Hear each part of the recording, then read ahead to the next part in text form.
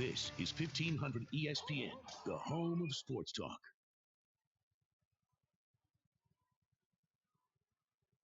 We interrupt this program to bring you Vikings Vent Line, one show where you get to react to how the Purple played right away. Call in now with your thoughts on the game. 651-646-8255. This is Vikings Vent Line. 33. He's taken down for a sack. Frank Clark with the first sack of the night for the Seahawks. There's Penny now. And Penny trying to reverse field. Can he pick up a block? Wilson's out in front. And it's Penny with a stiff arm and something extra. How about that from the rookie? 17 yards, sideline to sideline. Here's 4th and goal. Cousins to the end zone. Batted away. Incomplete. TCL Broadcast Studios, there's 2:16, 2:15, whatever left in this 21-0 debacle. Vikings losing 21-0. Zolgad, Manny Hill, Jonathan Harrison producing. Phone lines are full. Manny, I'll only start you off with one thing. Tomorrow, at some point in time, we will find out that John DeFilippo has been fired as Vikings offensive coordinator. This team is going to make the playoffs. They almost can't avoid the playoffs. They're going to have to do something.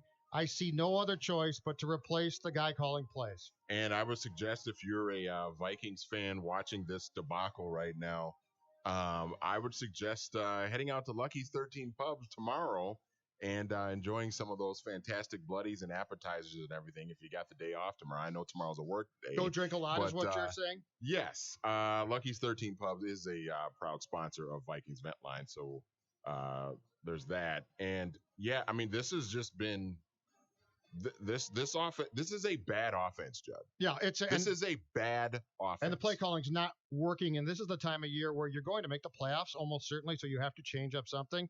The only thing I can suggest is that they change the play calling at this point. Kevin Stefanski is your quarterback's coach. He was the guy who came in as essentially the second to flip when he got the job after Pat Shurmur went and took the Giants head coaching job. I think you got to shake up something, and that's my only suggestion right now. Because you're not going to bench the $84 million quarterback who obviously is also struggling. Yeah, and I think what we're seeing is, I mean, a couple of weeks ago, Mike Zimmer was talking about how they needed to run the football more and they just needed to be more balanced on offense. And for 1 week against the Packers on Sunday Night Football a couple of weeks ago, we saw that, right? We saw it and we thought, okay, DeFilippo's gotten the message. They won the game. This is going to springboard them into the right direction, get them back on track offensively. And then they went to Foxborough last week and were abysmal on offense. They played a good team. And tonight they were abysmal again tonight. 651-646-8255, 877-615-1500 outside the Metro. You, of course, are hearing Vent Line on 1500 ESPN, YouTube, Twitter, folks, Facebook. Hello. Let's get right to the phone lines as the game continues and is winding down in commercial break right now. We start off with Jeff in Texas. Hello, Jeff. Go ahead. Man, guys, first on the show, and I thought I was going to do some hot take super reaction, but hey, you think Mike McCarthy wants to be an offensive coordinator? Interesting. I don't think so, but I think you got to do something, Jeff. I don't think you can sit there and watch this play out because who is going to come from the pack in your conference behind you and get you? The Packers, the Panthers, the Eagles, Washington. So if you want to do something, I think you need to make a change, and I think you probably need to do it on Tuesday. Yeah, I agree. How can you not put it up? How can you put up 0 points? And you're so concentrated. So everybody, they even talked about it on the TV broadcast that, oh, Zimmer said out there about the run, so the Seattle Seahawks are going to be ready for the run. It's like the pendulum swung from one end to the other. You freaking got the two best receiver duo, and you don't even. Thielen finally, just now, 2 minutes ago, got his first or second catch. Yep. I mean, yeah, I'm with you. Yeah, Flip needs to go. Thanks, Jeff. Jeff almost had a Michael Irvin moment there. He did. Came very close. 651-646-8255. A line is open, and Stoneham in Ohio joins us next. Hello. Hey, guys. Thanks for taking my call. Yes, no problem. Go ahead and vent. Hey, I got to write down prediction for you. Write that down. Yes. Kirk Cousins, you will never win a playoff game. Do you like that? Okay. It's aggressive. At this point in time, Hard win a to argue. playoff game. You Hard got to to argue get to a against it right playoff now. game, right? CJ, how are you, CJ? You're on Vent Line. Hey, what's going on, guys? Love the show. Thanks. First time caller. Good Hey, to have you. I just have one thing. You kind of already alluded to it to start the show.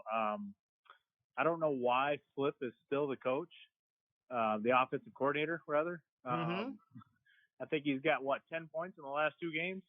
Yep. And he's still got, there was at least 2 instances tonight where it was third down and maybe less than 3 yards, and we do a pass play. And I don't know what he's thinking. I don't know if he's so consumed by Thielen and Diggs that he thinks he has to get them the ball every play. But we have Dalvin Cook, who is great out of the backfield, great on screen plays, great on swing plays. And he just continues to pass the ball when you can easily run the play, run the ball. Did you see that? Down. I interrupt you. Did you see, CJ, what just took place? I did. I'm actually watching it. A Viking. Wait, is he over the line of scrimmage? No, he's got 1 foot over the line, but I think it has to be both. It has to be both. I think that's a touchdown. That should be a good. You know what we call that? Progress. Nobody gets fired tomorrow now. I take it all back. Dalvin Cook's great. Kirk's great. Everyone's great. Did John DiFilippo save his job by a garbage touchdown late in the game? Oh, sorry, CJ. I'll just leave you guys with this, and then I'll get offline. I know you got other callers. No worries. But if John DiFilippo is still the coordinator come Tuesday morning, I'm done with this team until that change happens. All right. Because that is the problem all year. You have a talented defense who is doing their job, and you have a talented offense who's underperforming because the play calling is horrible. Period. Point blank and simple. Thanks, There's CJ. no Talk to you. Bye-bye. Yeah, he's not wrong. But hey, they just got a touchdown. I mean, this is tremendous progress for this team. They should follow the Tim Brewster theory of they scored last. Can you imagine if Zim got up there? It's like, I'm really proud of the guys. Why Zim? Because they scored last. We scored last. Next to Ben in Minneapolis. Hi, Ben. Guys, this was a depressing game. I felt like I was watching the Army-Navy game. Yes. Saturday. That's perfectly put. And but there's no pride here, Ben. In this game, there's no pride. Yeah, my dad went to the Navy, so there's at least something to play for. This team is a joke. I mean, we haven't beat a team with their winning record, and then when the defense plays well, the offense sucks. If the offense plays decent, the defense sucks. We need to fire DiFilippo and Mike McCarthy. That first caller had a good idea, Mike McCarthy. So. I don't know, Mike. I don't think Mike takes. I think Mike is going to get a head coaching job elsewhere. So I don't think he would come here as an OC. Okay. At least the Gophers got a good recruit yesterday. That's something to look up to. Got a 4-star. You know what, Ben? Congratulations. You're the first person to ever come on Viking Vent Line and find something positive about the Gopher football program. I mean, it's something positive. The Wolves are probably losing right now. The Vikings lost. And yeah, this is just Hey Ben, Sky Yuma, row the boat. Yes. I leave you with that. We're here for you, Manny. Yes. We are here. Ladies and gentlemen, I want you to know it's 10:08. We might be tired. I might be yawning, but we are here for you as long as you have to talk because this game has to be talked through. Sam in DC. Sam, how are you? Hey guys, thanks for taking my call. It's going to be interesting, I think, like if Judge you're right and Flip gets fired or if he doesn't get brought back for next year, but then like because there's so many head coaching job openings, he's like a front runner for the Jets job, and then ends up getting hired for that. I thought that would be kind of interesting. So I guess, we can nitpick like little things about this team, but for me, at least watching this game, this kind of feels like a movie where you know how it's going to end, but you still have like 30 minutes left of it. Like this. That's what we're on right now. Yeah. Because we know exactly how it's going to come to a conclusion. Exactly. Like you can beat up on bad teams and get 6, 7, 8 wins. And maybe they get, 9 wins this season, but like do you have any confidence going to Chicago and beating them? Nope. Or even going to Dallas and beating them? Like you kind of know how this is going to end. And as a fan, that's really disheartening because you want a team that you think can maybe upset good teams, and this team hasn't shown that. I think the biggest problem for me is that, yes, you play good teams and they just are better than you, but like so many times this team just gets beat by itself. It's a holding call that wipes out like a 12-yard gain. You can't kick field goals. You can't convert. You call a deep pass on 3rd and 1 for reasons I cannot fathom. And it's like, I'm no play calling expert, but like I follow, you guys, and I follow the ESPN writers on Twitter, and like everyone's mystified by that. So either Flip is like a Jedi who can see 5 moves ahead of all of us and knows this is going to work, or he's just trying to do too much. I'll hang up and listen, but curious to get your thoughts on just like the overall feeling about this season and trying to find positives in a team that will make the playoffs probably, but not because it's doing anything right. Thanks. Thanks, Sam. Positives. Doing a little Jedi mind trick here, the John DeFilippo Manny, Jedi trick. Can you find any positives in an offense that in 3rd and 1 at one point lines up in a shotgun and throws the ball? No. I said at the start of the show, this offense is bad. But this is why I am suggesting, even if you don't believe that John DeFilippo is the entire problem, I think you have to make a change right now with 3 games left for change's sake. Yeah, I mean, and I do find him to be a problem, but even if you don't, you've got to do something. Well, and I brought this up when we were watching the game earlier before we went on, and I'm not saying that this means the Vikings are going to make this change and go on the run to the Super Bowl, but if I'm not mistaken, the Baltimore Ravens in 2012 fired Cam Cameron. Yep, they did. And brought in Jim Caldwell to be the offensive coordinator, and they went on to win the Super Bowl. Now, I'm not saying that the Vikings would fire John DeFilippo and then promote Kevin Stefanski, and then boom, now they're going to go on a run to the Super Bowl. But my point is, it's not out of the ordinary for a team, especially even this late into the season, to make a move like this and it actually be better off for them. I mean, we saw it with Pat Shurmur. Norv Turner was the coordinator. It was a mess. It was a disaster. Norv left. Yep. Stepped away, air quotes. Yeah, push out the door. It's fine. And Pat Shurmur was, this isn't became working. the coordinator, and it was better. This isn't working. No. And this team has far too high of expectations to accept that. I think it's that simple. Mm-hmm. The expectations for this team are not, well, it didn't work, and so no, the expectations are do something. And it doesn't mean that John DeFilippo is a bad offensive coordinator. I think right now we're just seeing that it's not a good fit here because of the inexperience, and you got a veteran quarterback, and it's just not working. Back to the phone lines, Mike in Minneapolis. Michael, how are you? Oh, I'm fine. I'm not depressed because I've seen too much of this for the last, say, almost 50 years of watching Vikings football. I know your pain.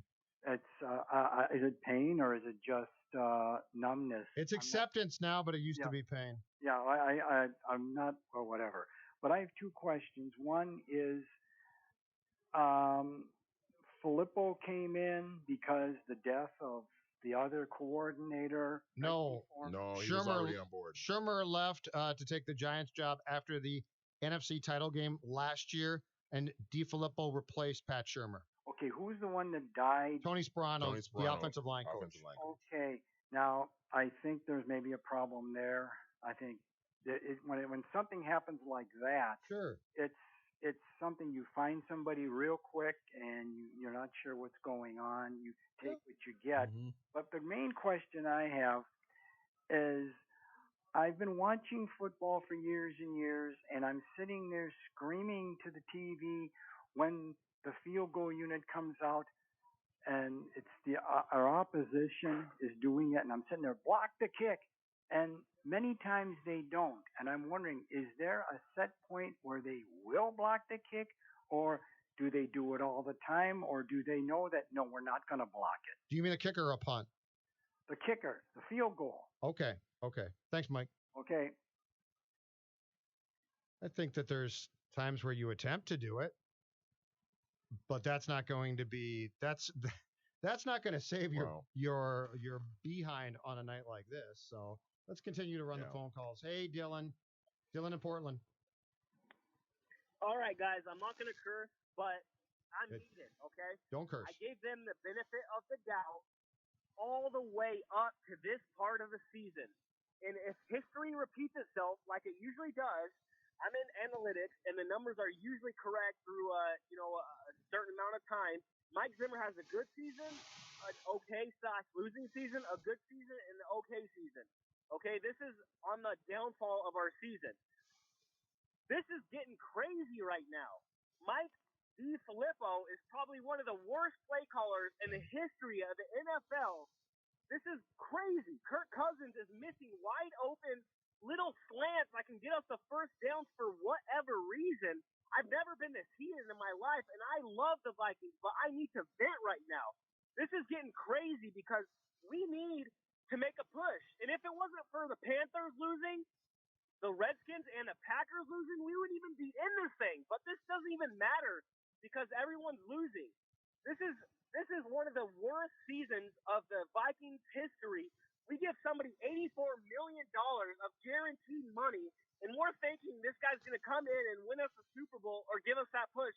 I will take Case Keenum right now. I will give a first-round draft pick to get Case Keenum back on our team, because he doesn't miss the little dink and dunk passes. Kirk Cousins is missing those, and he's taking the sacks and throwing the ball long. And we are not together right now. I'm so sorry, guys, but this is not the Vikings team that I wanted to want before the season. I think that was completely serious, by the way, Manny. Your thoughts? First round pick for Case Keenum, huh? I think you got to ignore the suggestions and embrace the rage. Mike DiFilippo, will he embrace that? I think you got to ignore the. I mean, am I going to do a first-round pick for a QB that now plays for the Broncos, who, by the way, in no game this season has a rating above 100? Absolutely not. But I think I embrace the rage of Dylan. I think John Elway would love to get a first-round pick to send Case Keenum away. Phone lines continue to be full, and let's go to Abel now. Hi, Abel. Good evening, Jay-Z.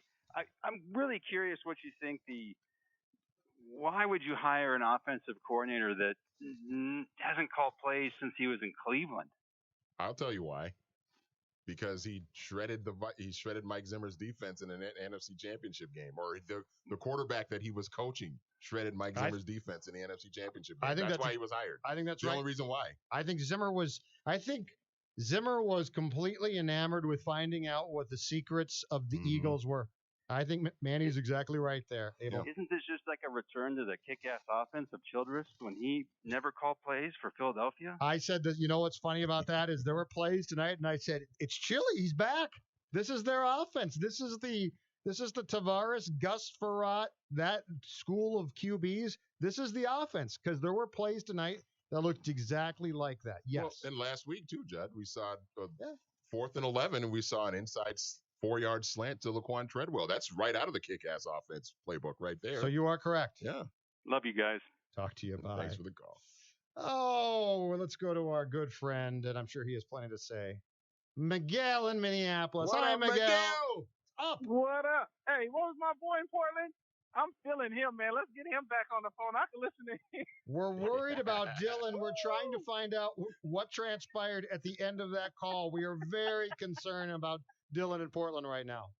Hey, I just say, man, you gotta love that passion from fans and the Vikings. They gotta appreciate that as well.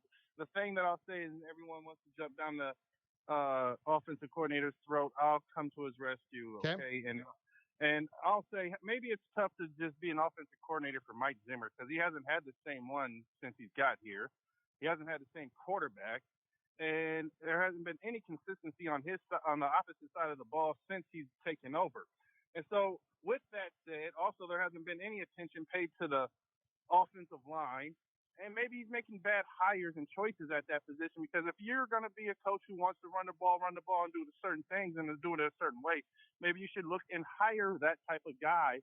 Or if you're doing that, and this is a passing league, and most guys are trying to be more innovative and pushing the ball down the field and doing some things, and you're going out and you're hiring a guy like that, by the way, who comes from the Andy Reid coaching tree, which is why you see the kick-ass offense in play.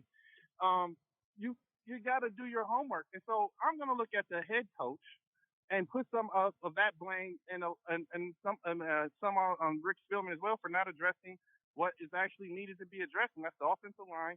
And let's just say it, Zim. It might be hard. Now he wants to run the ball. DeFilippo has a certain thing going in there. Kurt, he might be feeling good about a plan, and then it's like, well, he's feeling like he has to appease Zimmer. Well, when you're working and your working conditions and your boss is down your throat, it's making it very hard for you to do anything, because now you're feeling like, well, anything I might do might not be good enough, and you don't know what to do. And so DeFilippo, he might be just under stress, because let's just face it, Mike Zimmer ain't had offensive coordinator. Oh, he's definitely under stress. Yeah, I said this during the first half, Miguel. It's my firm belief that the quarterback and the OC are both mind bleeped. But guess what? You're still trying to win games. You're still trying to win. So what you can't just accept that. Somebody's got to sort this thing out. I mean, the whole thing is you signed Cousins to this contract, right, to be able to win games like tonight. Not because your offense was going to be perfect or great, but because it was going to be good enough. So something's got to change here. Yeah, I'm with you on that, and changing sometimes that could help. But I'm saying you just came in, and now if you change again, I have to look at the head coach. That's all I'm saying, Judd. I'm not disagreeing. Yeah. I'm saying if you do it again, I'm looking now at the head coach like, how come you can't keep somebody here on that side of the ball, and how come it's so inconsistent as opposed to the defense when you came in and the defense now all of a sudden is a consistent thing. That's the thing that we look forward to. All right, Miguel, thank you. Manny, your thoughts on it? Well, I mean, here's where I think the problem with John DeFilippo is. Mike Zimmer, as I said before, he fell in love with what the Eagles did to his defense in the NFC Championship game, where they hung 38 on his defense with a backup quarterback who had not been good for years, who had one good year under Chip Kelly in Philadelphia, and then bounced around the league in Kansas City and St. Louis, and then ended up back with Philadelphia as a backup. And of course, he goes on to win Super Bowl MVP. So naturally, the reaction is, well, look what his quarterbacks coach did, John DeFilippo.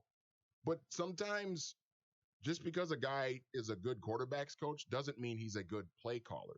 Because when you're coaching a position instead of a unit, that's different. It's not the same thing. Now, some guys can be good quarterbacks coaches and then go on to be good offensive coordinators, but you have to have a mind for that, for calling plays and knowing when to dial up the right play. That's what made Pat Shurmur so good last year. And that's why now maybe Pat Shurmur's not fit to be a head coach. Who knows? The Giants are terrible. But their offense, especially lately, has been all right. And it's been mainly because Pat Shurmur knows how to dial up certain plays in certain situations and make it work. John DeFilippo has failed miserably at that, especially the last couple of weeks. TCL Broadcast Studios. Vikings Vent Line is the show. Plenty to vent about. A full phone lines. When a phone line does open up, 651-646-8255, 877-615-1500 outside the metro. Speaking of outside the metro, Scott in Arizona, you're up next to vent. How's it going, guys? It's going. How are you tonight? I'm about done with this. As far as I'm concerned, blame you. Mike Zimmer needs to skip the podium tonight, get John DeFilippo in his car, drive him down to Pike Place Market, set him up in a white apron and a butcher knife, and he'll be throwing salmon tomorrow in the morning, because I'm done. Mike Prefer needs to be fired. This whole thing has turned chaotic. Mm-hmm. Thank you, Scott. 56 yards going into the fourth quarter. It's not acceptable. Yeah. You're exactly right. Exactly right. And, nothing offensively, this thing has gone from being a month ago a bit of a struggle, I thought, to off the tracks now. What's funny? And there's 3 games left. What's funny is in the totals, the Vikings actually outgained Seattle in the game.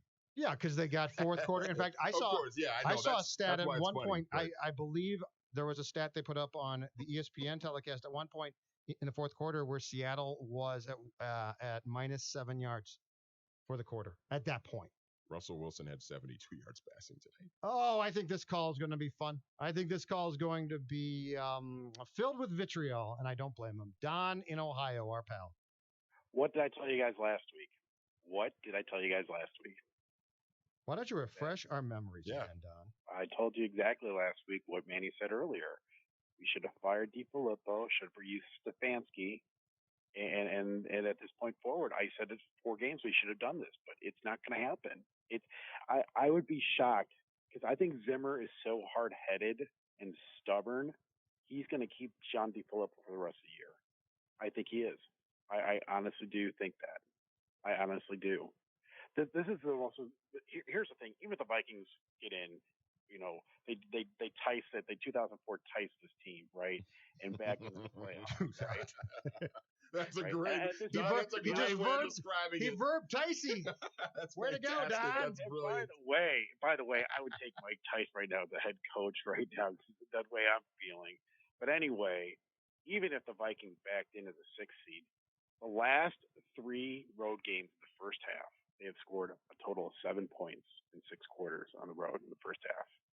And they've, I think, maybe combined for 300 yards. Mm-hmm. Maybe. I mean, yes, if they want to salvage the season, Manny, you talked to it earlier, and I said it last week. The Ravens did it in 2012. The Ravens did it in 2012. They won the Super Bowl. And like you said, Manny, like I said last week, and you said today, I'm not thinking it's going to happen with the Vikings. I just don't think that's going to happen. But you got to do something, right? You got to. You have to at this point. You absolutely have to, because I think Zimmer is on the cusp of losing this team. Well, and someone that mentioned also that Thielen, after he caught a pass late in the game, yelled to Cousins, it's been there bleeping all game. Oh, really? Yes. Oh, so we had a Seattle Harvin-like meltdown now. Okay, that's interesting. Actually, he said it was caught on mic that he said that out loud, and you could hear it on the mic. Interesting. So, well, I mean, but let's be honest. Not I mean, here's the thing. You can tell Cousins, and I said it last week too, Cousins has no confidence in this offense. Yes, he has agreed. None. And you can see it. He's seeing ghosts too. He is. He's feeling pressure in the pocket that is non-existent at times. I just, if they want to salvage the season, they have to fire. They just have to let him go and bring up Stefanski. What is the worst that's going to happen? Because you know what? It would not shock me at all if Miami beats them Sunday. It would not shock, because the Vikings have yet to be a team with a winning record this year. And the Dolphins have a winning record now. Sure do. And the last time the Vikings have played an AFC team, I think this late, was it back against the Colts when they needed a must-win? They laid an egg back then, and that was in 2016. So I don't know what it is about the Vikings and Zimmer and these teams in the even years. They're the worst. Odd years, they're great. Even years, they're the worst. They're just underperformed so much. So I honestly, I think the right plays are going to fire. They should fire DiFilippo tonight. I just don't think it's going to happen. Thanks, Don. Take it easy. Appreciate the call. Quick, yes, little bit of info for you, Judd. I'm on the Wikipedia page of one Jim Caldwell, and it says in the subsection on his career bio, 13 days after his dismissal from the Indianapolis Colts, Caldwell was named quarterbacks coach by the Baltimore Ravens on January 30th, 2012. On December 10th, 2012, the Ravens dismissed Cam Cameron and named Caldwell offensive coordinator. Yeah, you could do that here. December 10th. What's today's date? Yeah, you're right. The Stefanski move is not a pipe dream. Like, it's not a ridiculous notion. There was a reason why they blocked him from going to the Giants, because they like him. They'll give him the job now. So, Worst case, he's a miserable failure himself. It doesn't matter at this point. You've got to do something. You can't allow a season with 3 games left now and the offense looking this bad. You can't just allow it to continue to be a dumpster fire. Springfield is where we go next for Kristen. Hello. Hello there. First of all, I got to start out with a ray of hope, because if teams can win the Super Bowl with quarterbacks like Joe Flacco and Trent Dilfer, we're going to do it. But we got to get rid of DiFilippo. Okay. Cousins has to get rid of the ball a lot faster than he's doing. And we got to get someone in there who's going to actually work well with Zimmer. I don't know if that's possible. And also with Cousins. But Cousins is who he's always been at Washington, But I still think we got a good team, and we got to look forward to next year and shore up the O-line and go Vikes. All right. Thank you. All right. That is the only call that we are going to get like that, Manny Hill, tonight. Yeah. That was a ray of hope. 651-646-8255, 1500 TCL Broadcast Studios. The show is Vikings Event Line on 1500 ESPN. Also, YouTube, Twitter, and Facebook. Appreciate all of you who are watching and or listening to us via those mediums. Warren in St. Paul. Well, I can tell you exactly what you're not bringing up, which people haven't brought up at all. I blame Manny, but go ahead. The Vikings had 3 offensive linemen on the roster this year that are starting for other teams right now. So, a great example, Weitzman, who was here. They got in from Kansas City, is starting for Chicago, hasn't given up a sack. They've shot themselves in the foot on the offensive line. They got guys that are starting and playing well. We had a guy on the practice squad that's playing for Arizona right now. Things you haven't brought up on offense. One problem with that is there is absolutely no motion with these receivers. They're not creating any mismatches on offense. And if you looked at where Thielen was lining up half the time tonight, he was where the tight end was. He had no space there. They got a guy on the roster. Now they'll screw this up. They got the fastest guy in the NFL. Can do what Tyreek Hill can do, and we've all seen him do it here in our state. They got Jalen Myrick on the practice squad. The reason I say that's important, he played at Jacksonville last year, got good experience with their great secondary. He returned kicks for touchdowns here with the U of M. He can play defense, but I would use him as an offensive player. And they don't have anybody right now that can do what these running backs are doing and creating space, get motion. And I'm telling you right now, they used him as a receiver in the backfield like they did Tyreek Hill. They never used him when he was with Kansas City. He wasn't considered a wide receiver. He was a kick returner. But I'm telling you right now, Cook is not a good pass receiver to get separation, to get open, like Cohen and these guys in Chicago. All right, Warren, thanks. All I know is, Manny Hill, when it's 3rd down and 1, and you had 1 or 2 quarterback sneaks that worked very well, why are you trying to pass the ball from shotgun? So I don't. So Warren wants them to bring use in Jalen Myrick, who's on the practice squad, and put him at wide receiver. Yeah, Warren, we don't need to be that intricate. Jalen Myrick was a really good player for the Gophers.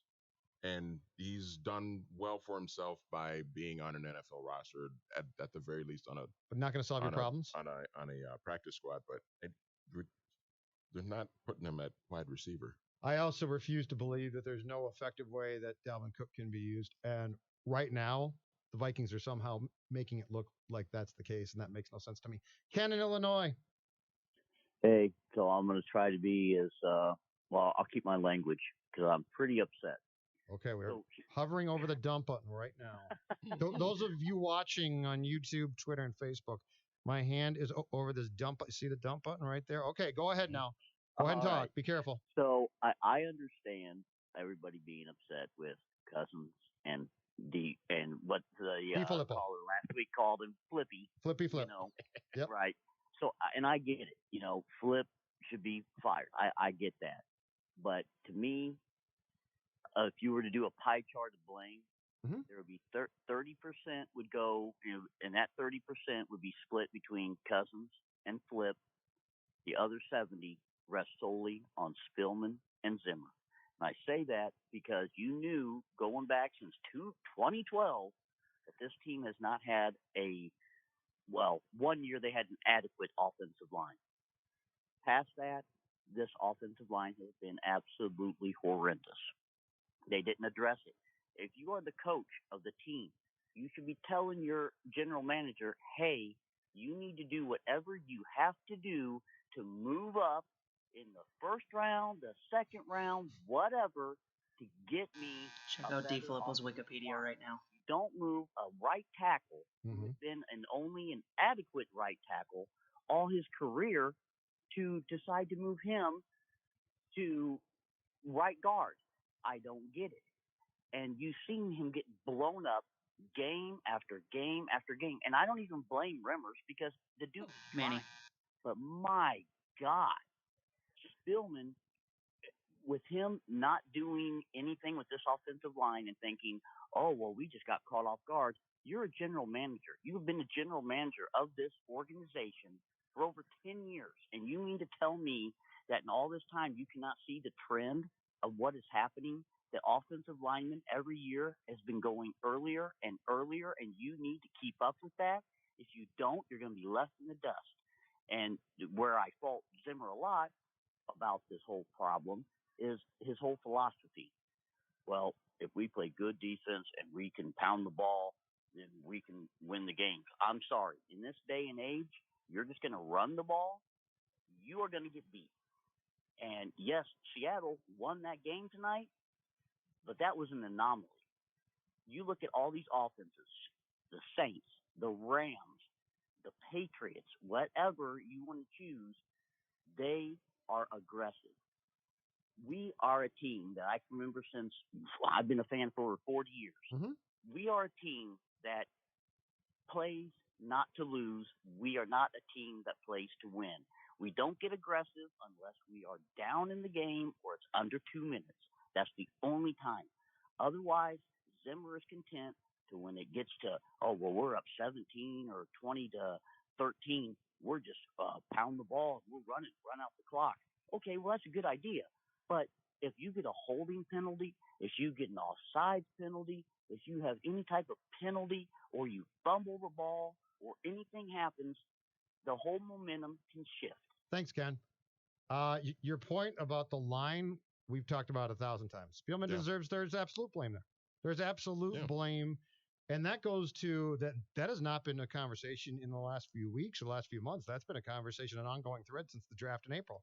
Yeah. So, we've talked about it 1,000 times. So, well, listen. We're on record as saying that Spielman and Zimmer goofed this thing up by not properly addressing something that should have been addressed after you signed a quarterback to a long-term deal, and they didn't do it, and we all said, why not?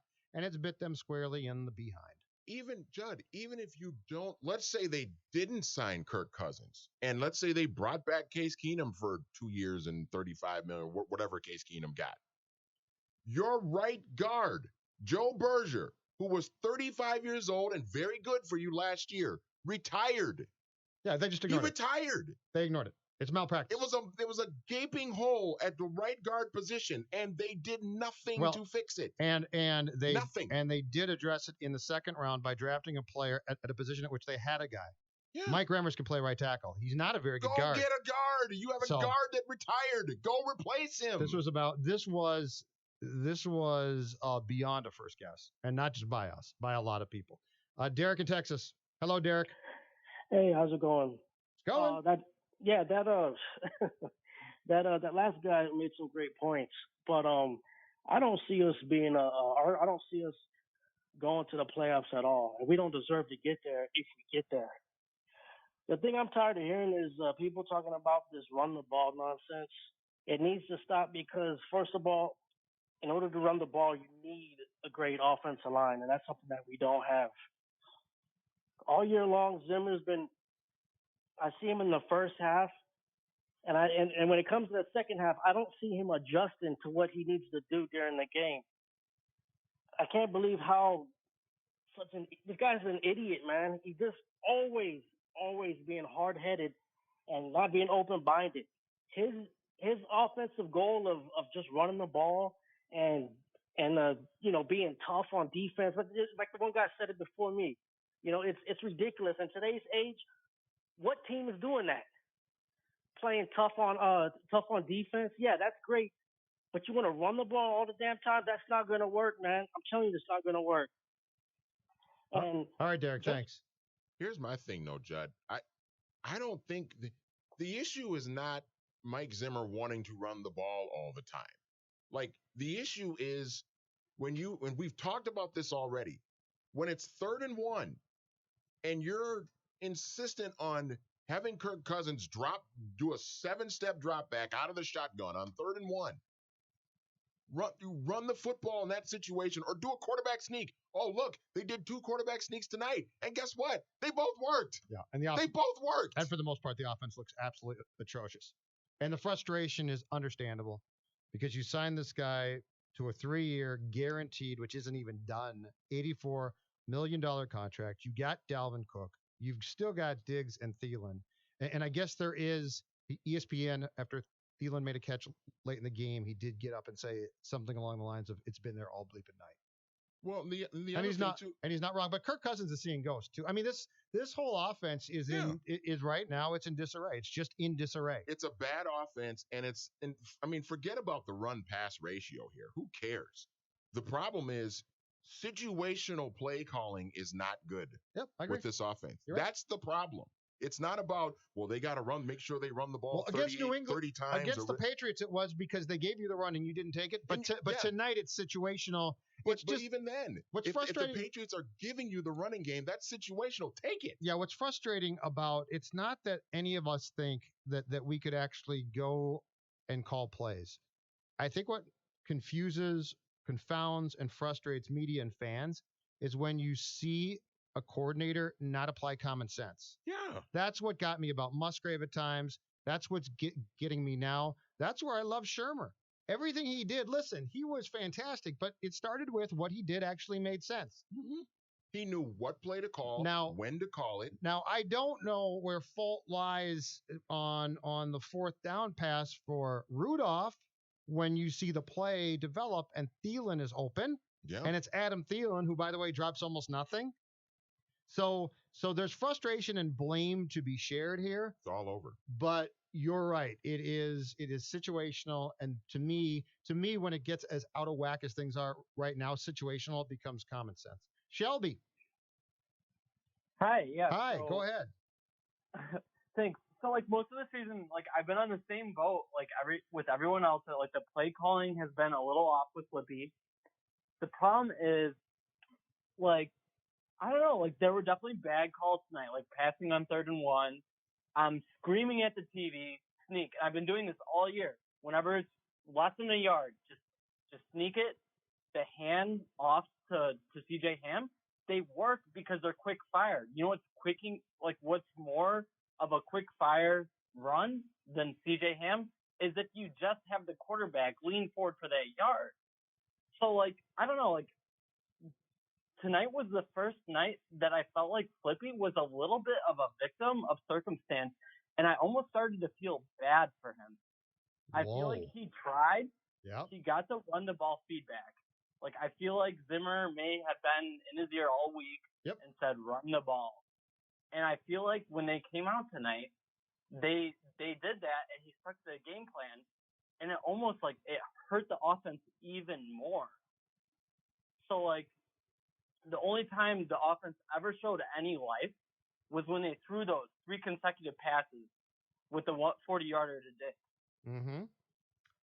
So I don't know. I almost just started to feel bad for Flippy, and Zimmer's been throwing him under the bus, and now everybody's oh, he was this guy who was going to be considered for an offensive coordinator. I don't think that's going to happen anymore. No, for head coach.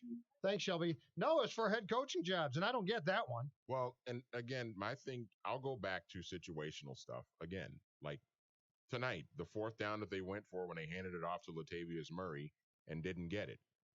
That's because the primary reason why they didn't get it, part of it was because this offensive line isn't very good. But also, when it's 4th down and you put Latavius Murray in and have him be the deep back, everybody and their mama knows that Latavius Murray is getting the football there.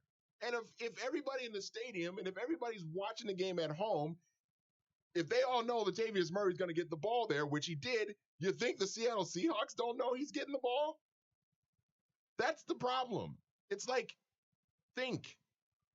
Situational. Hey, but the quarterback sneak has been working. But it's pretty effective. This Maybe we goes should back to try what it I told again. you before, though. Part of the issue now is the quarterback and coordinator are mind bleeps. They're paralyzed with fear of what the head coach is going to do. Thielen indeed caught a pass late in that game, got up, and then is caught on ESPN microphone saying it's been there all bleeping day. So we got some friction here, too. Which, hey, you know what? That's okay. Because there's friction right in the studio right now. Right, Eric and Bismarck? Yeah, absolutely, guys. Hey, guys, let's cheer up. There's always next year, right? Well, yes, because it's an odd year and we're told that those are good and there will be probably less pressure because expectations are down. Yeah, what the heck? Good point, Eric. Hey, I think Kirk Cousins is kind of like this generation's Herschel Walker, right? Except for what we gave up in like personnel assets, we gave up in money assets for Kirk Cousins. Kirk Cousins has that second game of the year against the Packers. We're thinking this is the guy that's gonna do this in big time games. Yep. Herschel Walker kicks his shoe off in his first game. We're like, woo! Against whom? The Packers, right? Baby. Yeah. Both against the Packers. And guess where they both came down? Herschel Walker lasted 2.5 years. Kirk Cousins is going to last 3 years. I predict he takes Zimmer with him, probably middle to end of next year. I do predict the Vikings lose to the Dolphins next week, somehow make the playoffs, totally embarrass themselves.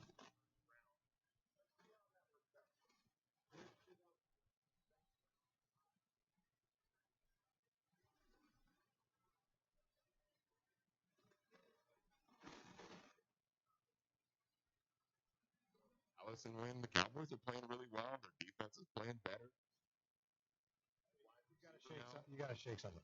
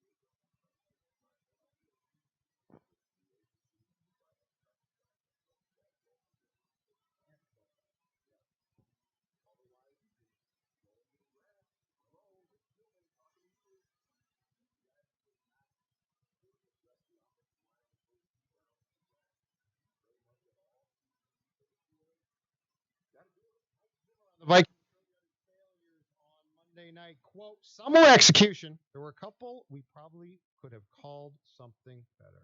And so we still continue to all agree that the play calling could be different. Unfortunately for Mike, he's the head coach.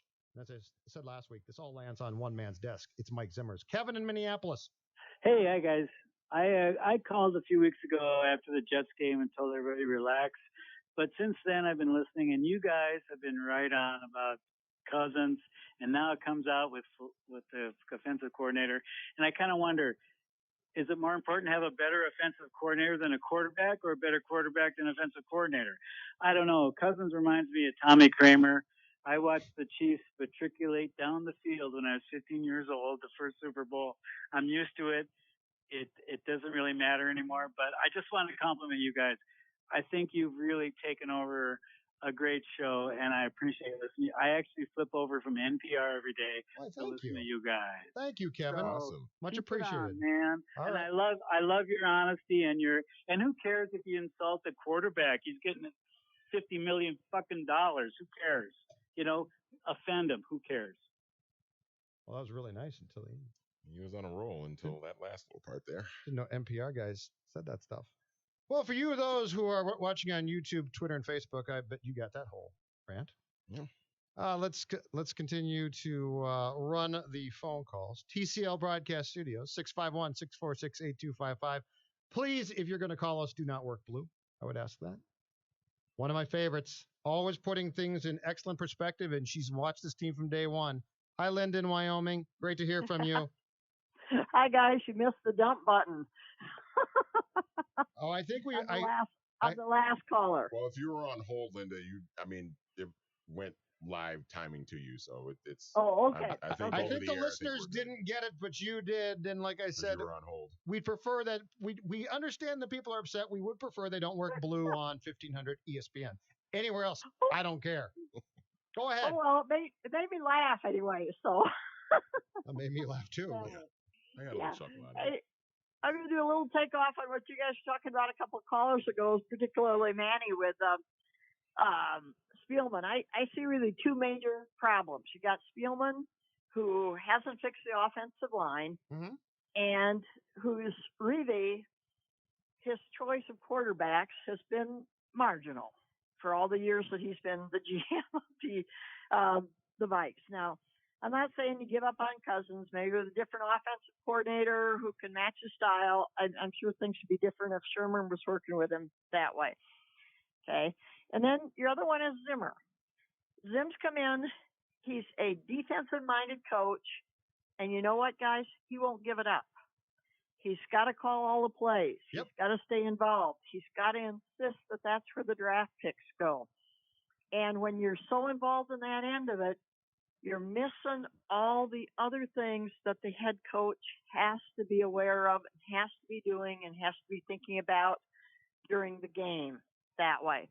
Every year after the end of the season, he goes back and asks his players, well, yeah, what should I do? And then he comes back, well, I got to do a better job of this, got to do a better job of that.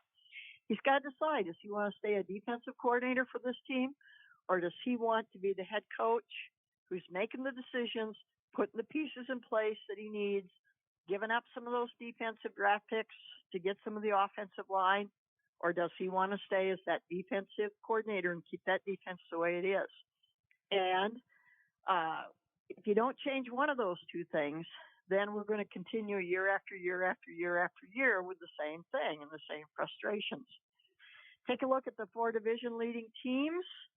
3 of those, the head coach is an offensive-minded coach. They're, in fact, calling plays. The only one who isn't calling plays is Jason Garrett of Dallas. And so there's a change in the league. And your defense can stay as it is, Mike, but you got to go with the offensive end of it. You got to get involved there. One of those two things or both of those have to change, or we're going to be calling next year with the same frustration. So thanks, guys. Thank you. Bye. Thanks, Linda. Yeah, she's right. But we talked about this last week, and this is why it frustrates me when Zimmer gets up to the podium and criticizes play calling. That's ultimately his decision. He's the head coach. He's the one. You're not head coach defense. So if things aren't going the way that you like, that's on you. I mean, there's a reason why the head coach is given a headset with a toggle switch that goes to 2 sides. It's not a defensive side switch, and it's not an offensive. It's both. And you can elect to toggle back and forth and have as much input as you want on offense and defense. And if you're going to choose to call plays on defense, and hey, you know what? The defense tonight looked dead tired, but they did a pretty damn good job, Manny. I thought they did. But that's not his side. He can't just say, well, yeah, but my offensive guy didn't do his job. I mean, your job is both sides here. Bill Belichick is a defensive-minded coach one of the great defensive coordinators of the 1980s and into the 90s under Bill Parcells with the Giants. Tony Dungy was a defensive-minded coach. I mean, when you become the head coach, you have to start paying attention to both sides of the ball. That's part of your deal. And with Mike Zimmer, I'm wondering if because he talked about this last week, right? About how, I might have to start letting George take care more of the defensive calls and things like that. Well, yeah, Mike, you're the head coach. I mean, George Edwards this is your 5th year with George Edwards as your defensive coordinator. If you don't trust him to make calls right by year 5, well, I don't think he can give it up. But the problem is he has to realize then he forfeits. He has to, though, Judd. He has to at this point. But he also forfeits his right to complain a ton about the play calling, because that's something he could easily resolve by saying, I'm going to be involved on game day. And he's not. Back to the phone lines. David in Minneapolis. Hey, good evening. So we might be seeing the area of the reverse Randy ratio with forcing the run. And when you talked about Murray, it was obvious he was going to run. This year, more than any other year I've ever seen, I don't understand. Like, it's so obvious that they're running at times when they pull Thielen and whatever receivers are out on the edge. They bring him and pack him close on these short yardage runs, and they basically just stand there and do nothing.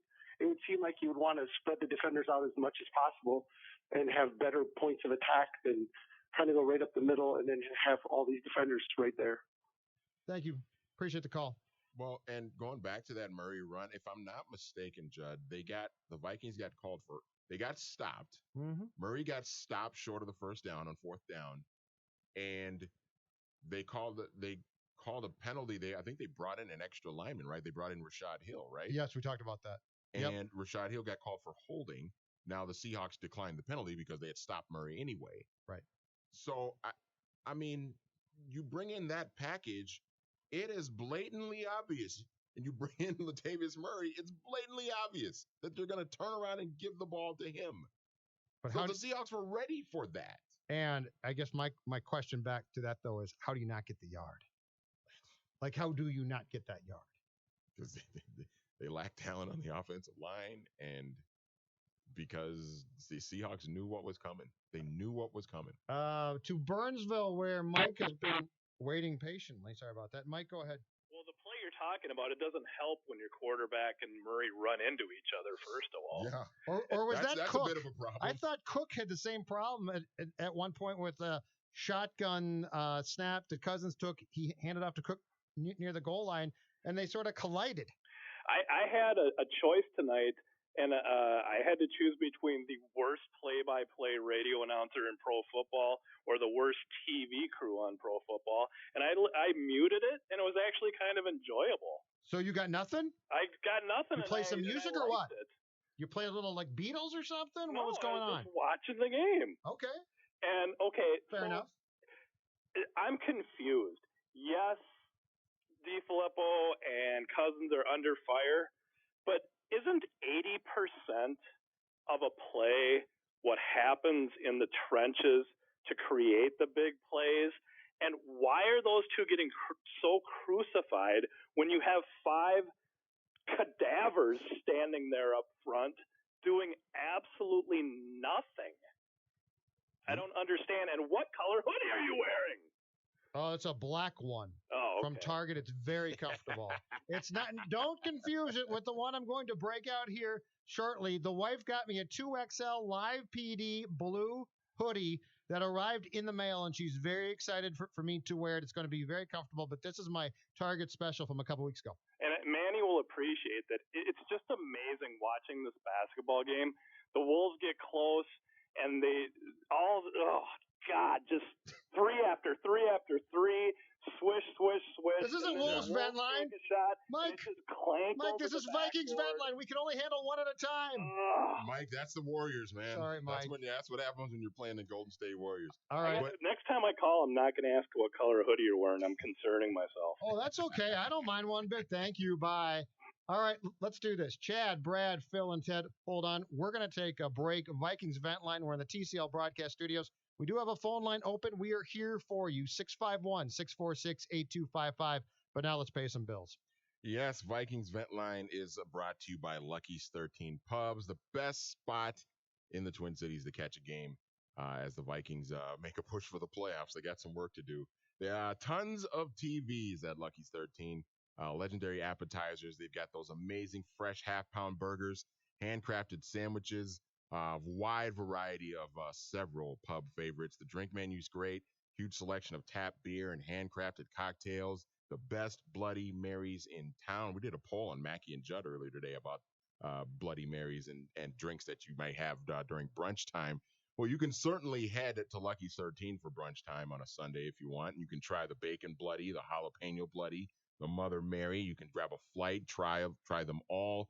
And days like yesterday, Lucky's, they celebrate Sunday Fun Day, where they have happy hour all day long on Sunday, every single Sunday. And if you have people in your life who if their lives don't revolve around football, you know what? You can bring them to Lucky's, and it's a great spot for friends and family for the holidays. They go all out with all the decorations and everything.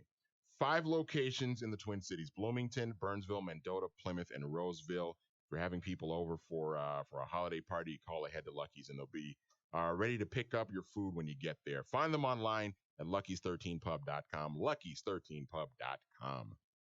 The color commentary we provide about your favorite teams and sports is matched only by the color visually delivered from TCL. I've never seen anything like it. TCL, America's fastest growing TV brand and proud sponsor.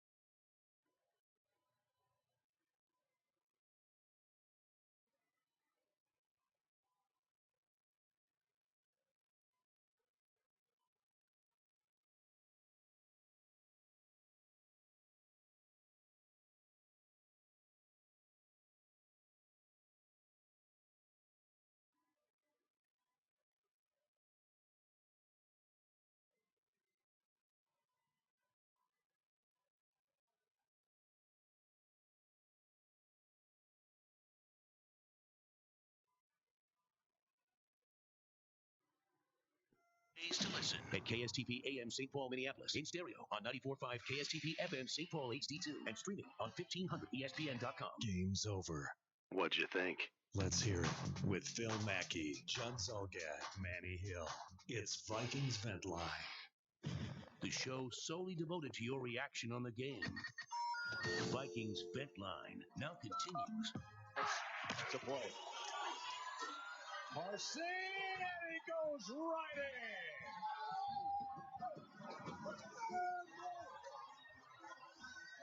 This is getting crazy right now. Mike DiFilippo is probably one of the worst play callers in the history of the NFL. This is crazy. Kirk Cousins is missing wide open little slants that can get us the first downs for whatever reason. I've never been this heated in my life, and I love the Vikings, but I need to vent right now. This is getting crazy because we need to make a push. And if it wasn't for the Panthers losing, the Redskins and the Packers losing, we wouldn't even be in this thing. But this doesn't even matter because everyone's losing. This is one of the worst seasons of the Vikings history. We give somebody $84 million of guaranteed money, and we're thinking this guy's going to come in and win us the Super Bowl or give us that push. I will take Case Keenum right now. I will give a first-round draft pick to get Case Keenum back on our team because he doesn't miss the little dink and dunk passes. Kirk Cousins is missing those, and he's taking the sacks and throwing the ball long. And we are not together right now. I'm so sorry, guys, but this is not the Vikings team that I wanted to watch before the season. Here's 4th and goal. Cousins to the end zone. Batted away. Incomplete. Yeah, Vikings Vent Line rolls on. Manny Hill, Judd Zolgad. Brought to you by Lucky's 13 Pubs, 5 Twin Cities locations. Find them online at luckys13pub.com. And yeah, Judd, that was a caller we had, one of our first callers That was of the night. Dylan. That was Dylan from Portland, and I'm greatly He was concerned on about fire. his welfare right now. Full phone line 651-646-8255, and let's go to Brad in Chaska, who has been waiting patiently. Hello, Brad. Good evening. Hey guys, I got two questions here. One of them I want to hit that fourth down for the goal line stand that we couldn't score a touchdown on. But everybody's been saying here lately, we all know DeFilippo needs to go, and more than likely, we all hope sooner rather than later, but more than likely the end of the season. But question is if the Vikings fail, is Zimmer's head on the line too? Because like you said, Judd, he has the authority to overrule and make the plays, and he's not doing it. So could he be, looking to be replaced? Hey, Brad, I think that to answer your question, I think that Mike and Rick will be under extreme pressure going into 2019. I would be very surprised if either of those gentlemen lost their jobs after 2018. Again, and this goes into what I was going to say with the goal line stand. So we have, the 2-yard line? We're on 1st and goal. We have 4 plays from inside the 2-yard line. We ran 3 times, and then we tried to pass to Rudolph. You know what? Everybody says Rudolph, he's the red zone Viking. He is the one that can catch that ball. Why are we not doing play action 2 or 3 tries in that drive inside the 2 and hitting Rudolph in the end zone? I don't know. Yeah. I don't know. Bill Belichick even said it. Thanks, Brad. A week and a half ago. Kyle Rudolph, he's big, he's strong. No, but he's fast, he's right. He's good in the red Just look area. at, what they did in the Green Bay game where DeFilippo did things that Zimmer liked or approved of. What they did do in that game was they seemed to go back and have looked at what Shurmur did. Mm-hmm. Don't be too proud to copy it. Yeah. Pat Shurmur had as good of a year. I have followed the Vikings since 1978, and I believe that he had as good of a year as a play caller as I have seen. He was that good. Mm-hmm. Got him a head coaching job. He was a legit head coaching and job. he was absolutely fantastic. Phil in Plymouth, you're up next on Vikings Event Line. We are here for you, Phil. Thanks, guys. I do need it tonight. Last week, I was in a little bit of a more jovial mood. Even though we lost, I expected it last week. I was able to joke about Joe Buck being better, which I do think he proved it tonight because that ESPN crew is all-time bad. It is really rough. There's obviously plenty to touch on that Vikings fans are with Flippy, with Cousins, with the O-line, with Prefer. A couple missed things. We didn't deserve to win tonight. We held Russell Wilson to 72 passing yards. Our offense couldn't manage to score the ball. But I do think there were 2 huge pivotal calls by the refs that really cost us. One on that field goal, and then also on that very touchy Xavier Rhodes pass interference that gave them some extra. They gave them an extra 3 points. I thought that was pretty huge. It's tough to nitpick on our defense, but I just want to bring up that since Everson Griffin returned, he has driven me nuts. Mm-hmm. He can't keep containment. He's good for 1 offsides a game, and he's not a reliable pass rusher anymore. God bless him. I hope he stays healthy. I don't know what his contract situation is. Maybe you guys could let me know after if we are responsible for a lot of money with him next year. I think Stephen Weatherly is better and deserves the playing time.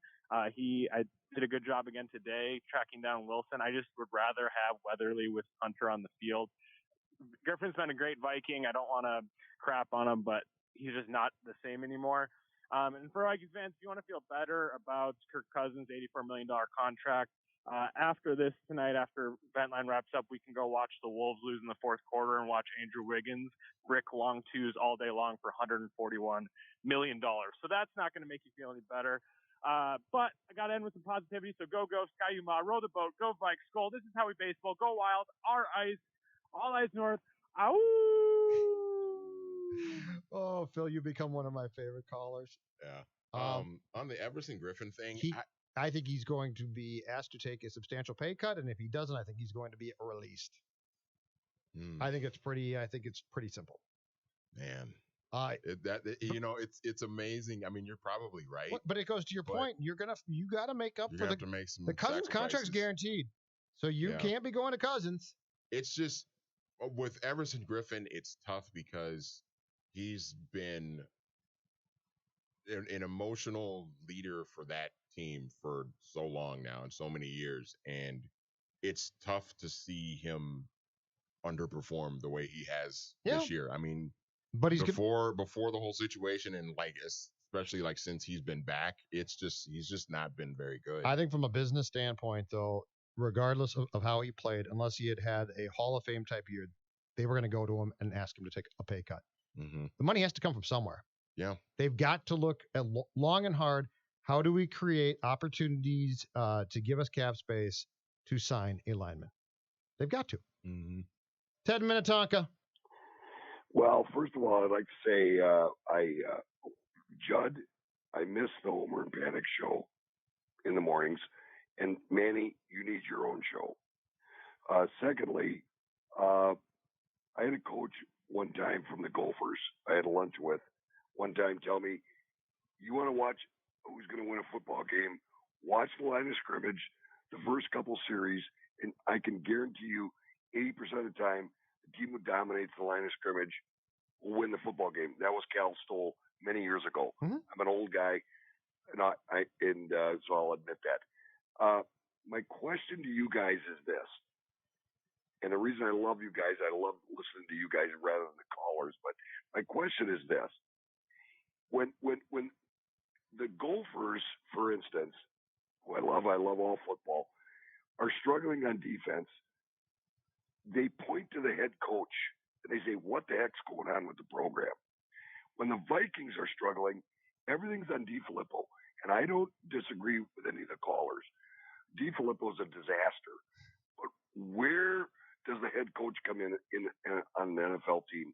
And I'll listen to you guys talk about that. Thanks, Ted. Appreciate Thanks the call. for the call. He comes in big time. Oh, yeah, absolutely. The only thing is I feel that you have to make a change with 3 games left to shake things up. And I don't know that Zimmer, and listen, everything I've said for 2 weeks now is an indictment on the head coach. Mm-hmm. It's his team. But there's 3 games left, and you are going to, I'm fairly certain, back into the playoffs.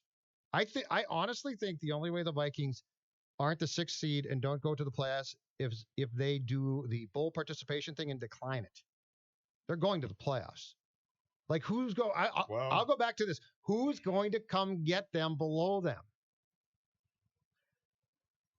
I agree. The thing of it is the way this offense is playing right now, to your point, they got to do something, because if they're not careful, if they keep in this status quo. Yep.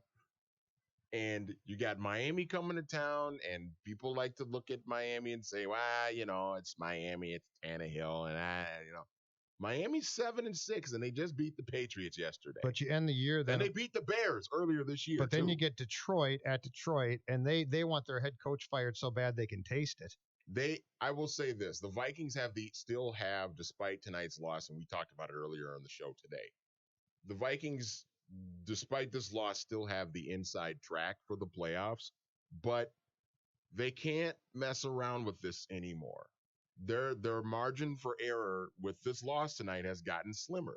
And if you want to assure yourself of getting into the playoffs and not even have to sweat it out in week 17 against the Bears, because here's the thing, the Bears might have the division locked up by week 17, but the Bears might be still trying to win for the sake of getting a 3 seed versus a 4 seed. Maybe, yeah. Because Dallas is right on their heels. That would be different. And if the Bears are going into Week 17 and thinking, hey, I mean, if we win, Manny, we'll get the 3 Here's seed. the scary thing. You still might not be able, if the Vikings lose to Miami, beat Detroit, and lose to Chicago, they still might not be able to avoid the playoffs. I know, but you're talking about teams around them that are the Vikings. The Vikings are a smoldering mess. I know. Washington is a full raging fire. Green Bay's got Joe Philbin. I'm sorry, and by the way, they beat Atlanta. I'm well aware. Right. So what? That's what I keep asking people. Who's gonna come get you? Philly? Philly had a chance to beat Dallas yesterday in Dallas and didn't do it. But the thing of it is okay. They're 6-6-1. They could lose to Miami next week. Sure. They could lose to Chicago Week 17. And everybody else around them could keep losing. They could lose at Detroit. All right, as bad as the Lions are, they could lose to Detroit. Especially look at Detroit's where this offense working. has been the last 2 Detroit weeks. is actively working to get that buffoon fired. Okay? I know, Judd, but still, man. 651-646-8255-877-615-1500. We are here for you tonight, and that includes Chad in Colorado. Hi, Chad. Good evening, gentlemen. You know, I kind of feel like I'm in the Twilight Zone, or, hey, you know, is it Groundhog Day? Feels like last Sunday, right? Yeah. Feels like last Sunday. What do you mean? I've been a Vikings fan for 46 years. It feels like the last 46 years. Touche. Sorry. My bad. No, man, I'll tell you, this Vikings team totally makes me think of 2016. I'm just it's kind of getting rough for me, you know, after 46 years of being a Vikings fan. You know, we talk about getting rid of Flippy. I said that last week, and you know, a couple weeks ago when we beat the Packers, I said we need to get rid of Spillman, and you know, those are the root causes of the problem. You know, Zimmer, he's hanging on a thread in my mind, but I think he's the best out of the three. You know, one of the things that I always think back in my mind is, you know, when we pay $84 million to a quarterback, but we can't keep Shermer as an offensive coordinator. Why can't we just pay these guys $5 or $6 million and make them happy instead of trying to go out and get an $84 million quarterback? You know, it's just the Twilight Zone constantly. Yeah, Groundhog Day. I'm waking up every morning. Thanks, Chad. You know what? That's not a terrible point. And if you could have gone to Pat, and I get it, he got a job, head coaching job, the Giants, but if you could have gone to him and said, Pat, you're going to be a disaster there. You're not made for that market. And where's the one area in this league where there's no cap? You could pay Pat Shermer $1 less than Mike, and nothing's going to happen to you. No, seriously. It's the look at what the good teams do to retain what they consider to be top assistant coaches. They pay them a boatload, and guess what? It doesn't matter. Yeah. It's an uncapped. It's the and I don't even know if flaw is the right word here, but it's the flaw in the ointment of if you want to keep what you consider to be your most pivotal people when it comes to assistant coaching staffs and coordinators, there is no cap. Well, here's my question. It's not a bad point. Here's my question to piggyback off of that. Is Pat Shermer in any trouble in New York right now? I don't think so after 1 year. And the Maras, the people that own that team are very patient. I mean, they kept Ben McAdoo for how long? Yeah. And he looked way like longer than they should have. Phy-Ed teacher. 651-646-8255. This should be interesting. George in New Jersey. How you doing? Good. How are you? I'm good. So, you know, I think starting this off season, we just need to clean house. Starting with John DeFilippo, Mike with Pierre Fee, however you say it. Prefer.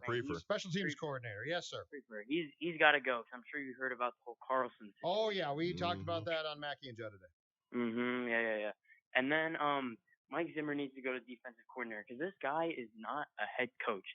I don't care what you say. This guy does not know how to prepare a team to play. I mean, you want to know a real head coach? You look at Matt Nagy. That guy is a real head coach. He's with the players. I mean, when they win, they what do they do? Like the dub club, they're dancing. You know, he's running across the field screaming at his players. You know, tell them to keep going.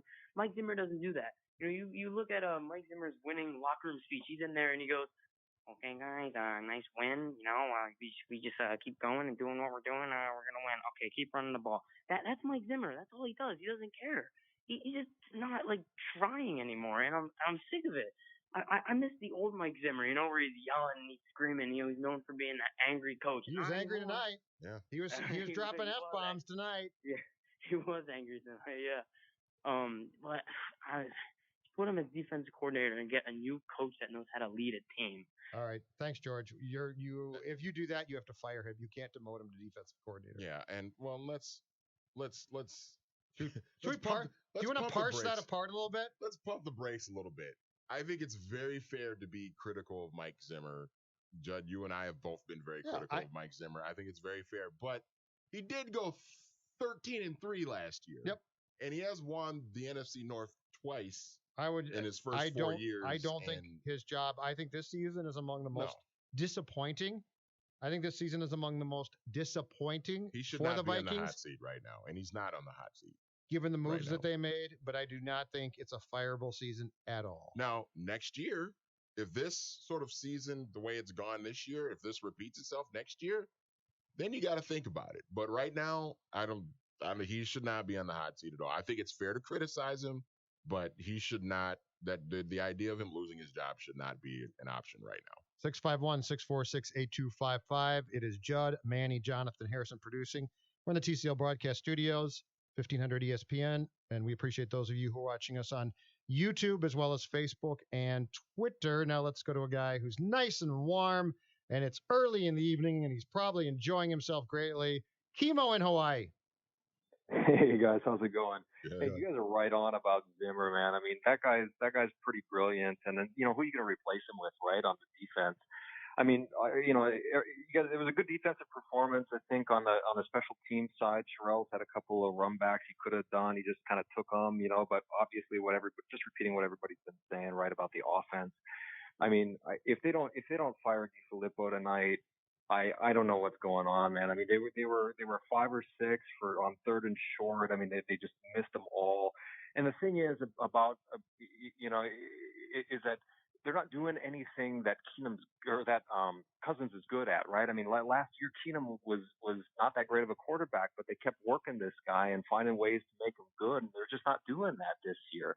And it's not. I don't think it's like the 2016 Vikings. It's like the '99 Vikings, right, where they kind of went to the playoffs and then kind of just got cut out of the first one. I don't know. What do you guys think? Thank you. Yeah, I don't think it's 2016 because they were 5-0 and then completely collapsed.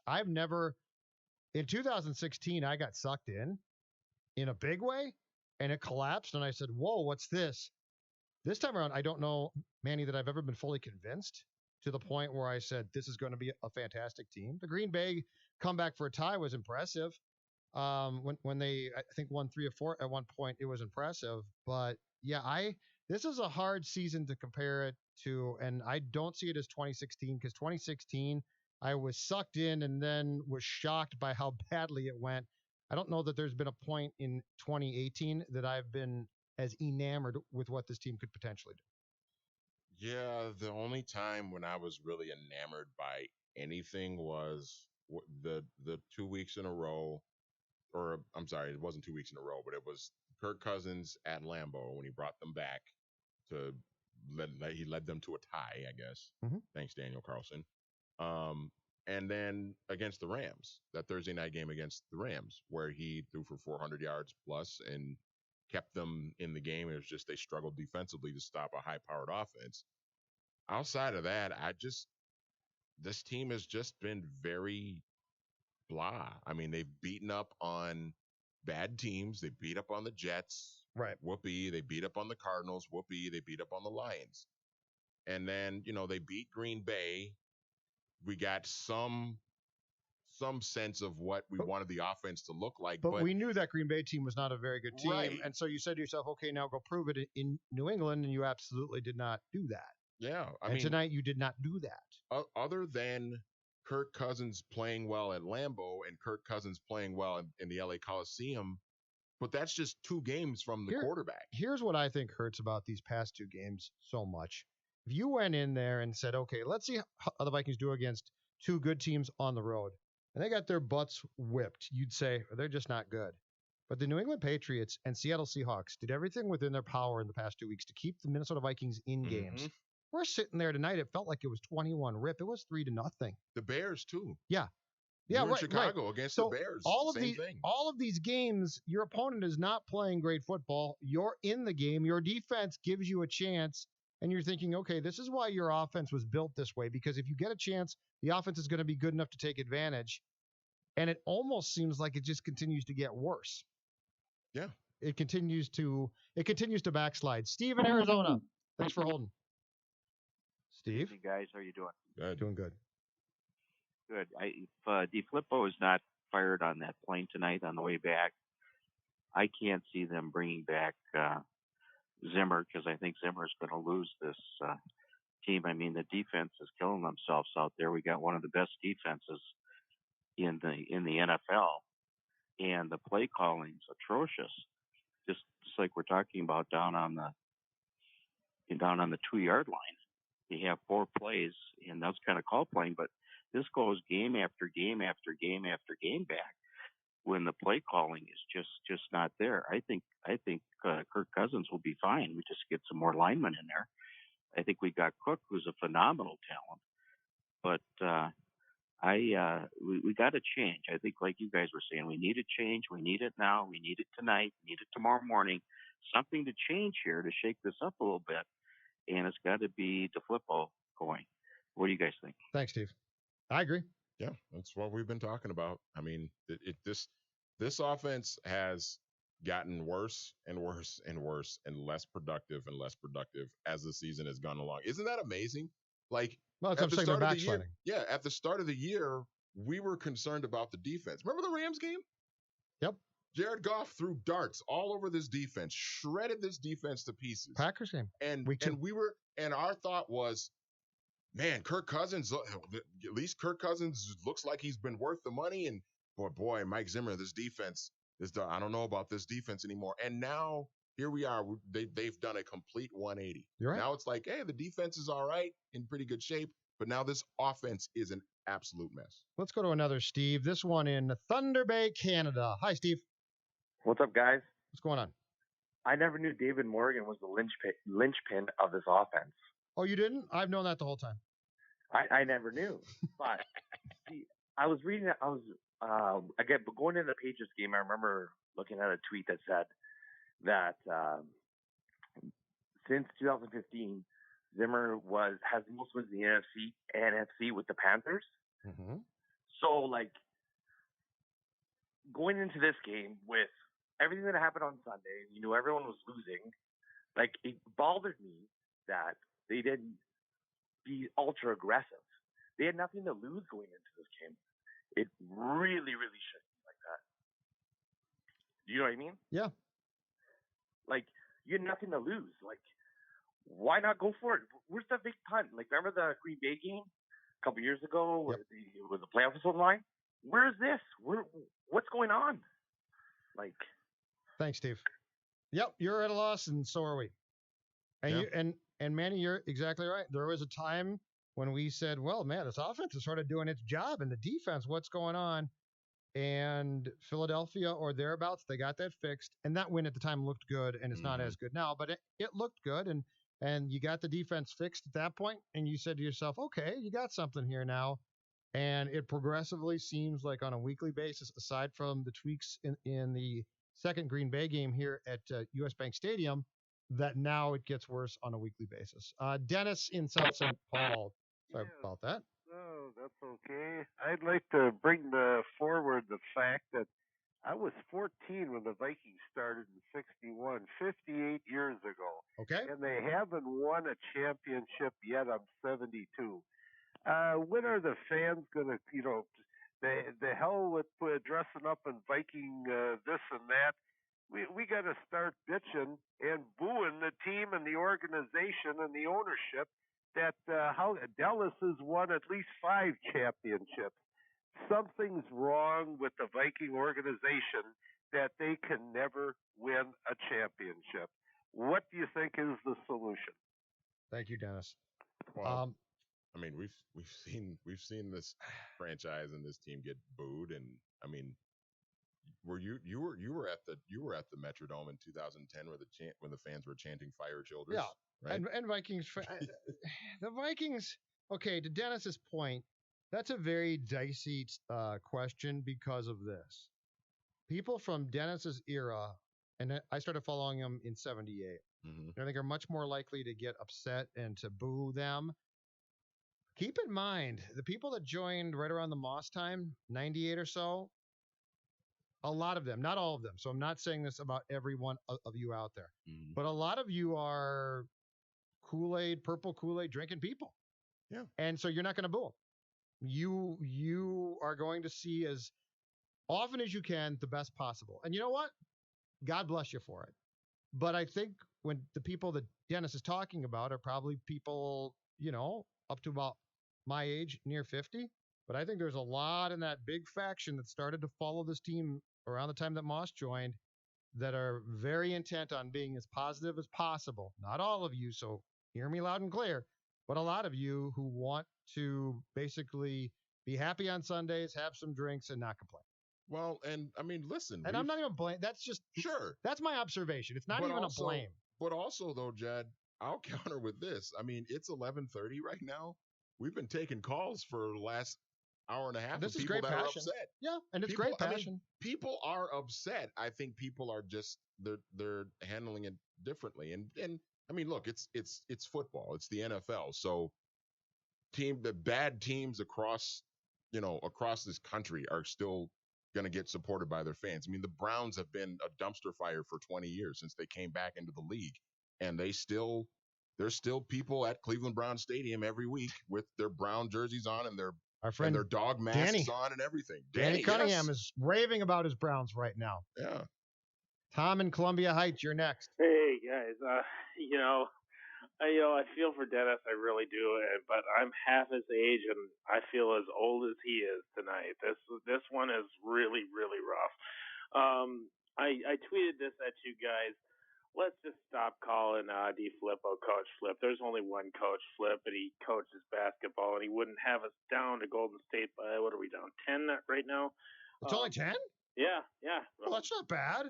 Well, whatever. I'm either way, I'm so effing frustrated right now. I'm not going to try to get kicked off the air like the other guy did, but did you guys happen to notice that Bobby Wagner used two of his players to launch off that's a penalty. and block? Yeah. Where was the flag on that?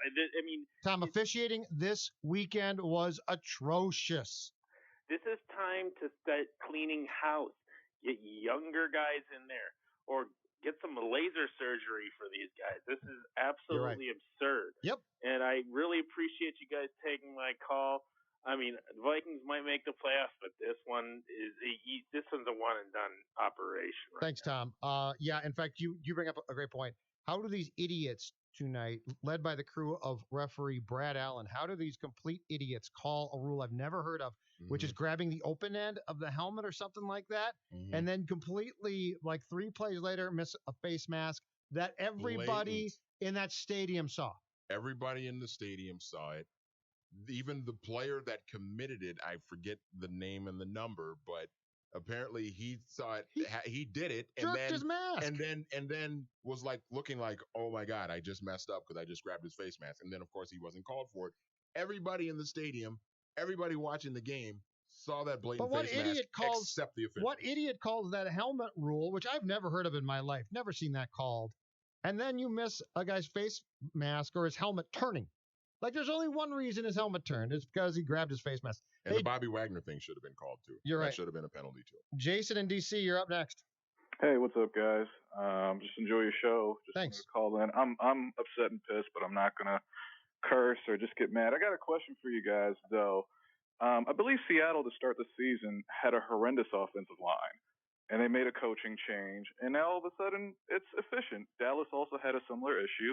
They put Mark Colombo in, and it's a better offensive line, although they do have better personnel. Yeah. Do you think that's probably something that we could do? Maybe I don't know who the two guys coaching now that are replacing Tony Sparano, God rest his soul. Yeah. But we need a change there because it is not working. Thanks, Jason. Yeah, in fact, they've got the guy from the head of the offensive line is the guy who was the Denver coach, the Denver O-line coach when they went to the Super Bowl. But I have no idea. With Peyton? Yes, but I have I have no clue if a change there fixes things. And Seattle, as John Clayton told us on the Friday show, Seattle also went out and got a good O-line coach, but they also got some personnel as well. And they also have a quarterback that's pretty good at eluding pressure and extending plays and making things happen. Except he's tried to One extend of the best play. Yeah, he tried did try to to do extend. that tonight. He played tonight and he threw the ball right into Eric Kendrick's hands. Hi, Danny Eden Prairie. Well, the last guy kind of stole my thunder. I was going to say the same thing that when we lost our offensive line coach, we lost somebody that could rearrange the offensive linemen and put them in a position to actually block for our quarterback. All right, Dan, thanks. Yeah, I mean, I don't do dismiss think that. I don't I'm with dismiss you. that at all. Yep. I mean, and it's a tough thing to talk about because someone passed away. But yeah, I mean, I think that's part of it. I think a big part of the struggles with this offensive line is talent. It's just not a talented across the board. It's just not talented enough. There's some guys that are. Reef is a solid tackle. I think Mike Remmers is a solid right tackle. Playing right guard. He's playing right guard right now. Yep. Pat Elflein. Oh, we're not seeing. I mean, he hasn't been a complete disaster, but he's healthy. He's not been the same that he was as a rookie last year, and he was fantastic as a rookie last year. Yeah, I think he's playing hard. And then you got Tom Compton playing left guard, and he's not a starting guard. He's just not. Nope. So you couple that with offensive line coach passing away during training camp, and I mean that just that can just lead to a domino effect that just you put everything together, and this is kind of the situation that you have. It's tough. 2 calls left on Vikings Vent Line from the TCL broadcast studios. Jake and Harry. We will start with Jake. Hello, Jake in Mankato. Hey, how's it going? Good. How are you? Pretty good. I mean, I'm cooled down after the loss, but listening to the Kirk press conference, he was talking about how he doesn't want to risk it throwing in double coverage to Diggs and Thielen. But I honestly think at this point, especially with the catch Diggs made tonight, I think it's worth the risk because they've done some unbelievable things. And it just seems like when he holds on to it late in games, like tonight, he has that fumble that we lose, and it just seems like he's done that multiple times this year. So if he does, the issue though is if he doesn't do that, where's he gonna go? So he's going because if you go to Thielen and Diggs, I understand that you don't want to throw a dumb pass there, but there comes a point in time where you got to do something. Like you can't ignore them completely. As Thielen got up and said tonight, that's been there all night. Well, so there's clearly something that's there, and I'm not suggesting that anybody should be dumb with their passes because they shouldn't. But you also can't just say to yourself, okay, well they're being double covered the whole time, so I'm done with them. Well, yeah, I mean that doesn't make sense. 2 plays. I'm not buying all that. 2 plays that come to mind: the ill-advised, idiotic backwards pass that Kirk Cousins threw to, I think it was to Latavius Murray that we talked about, where there was a face mask. And Thielen's wide open. Thielen's wide open on the left side, and then the 4th and goal play, where he threw it to Rudolph, who was double covered, and Thielen was open again. Yeah. So when Thielen came out, and it apparently was heard over the broadcast, but Thielen said, "It's been there all night." Yeah, I kind of believe it because it was there. It was there in the first quarter. It was there in the fourth quarter. And Cousins, only when Seattle started to play off defensively, because they were up 21-0. Yep. That was the only time when Kirk Cousins actually got into a rhythm with Adam Thielen. So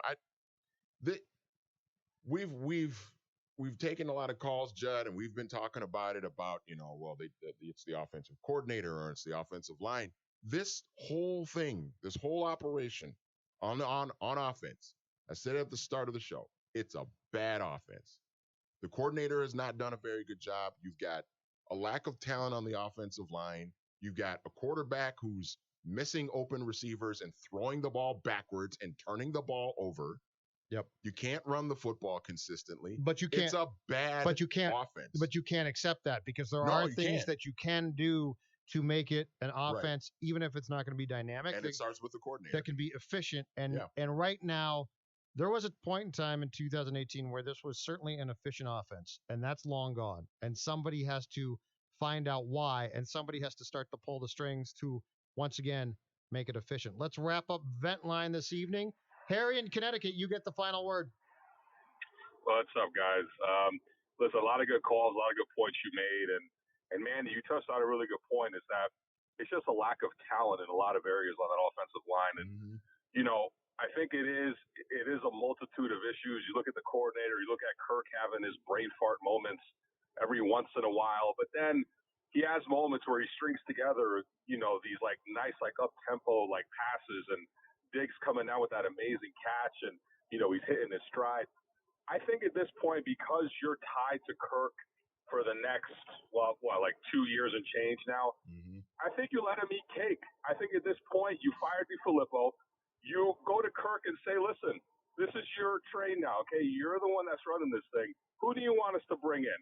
So when it does collapse and inevitably, let's say he makes us, he gets to the playoffs, we get to the NFC Championship again, and, we're knocking on the door for Super Bowl. And when he throws that pick that ends the season, we can look back and say, well, we did everything we could. We paid this guy guaranteed money, $84 million, gave him all the pats on the back, everything he needed, made him feel important. But he is a control freak. The one thing I noticed about him, even looking at him in Washington, he wants to be in control of his offense. He wants to be able to make the calls.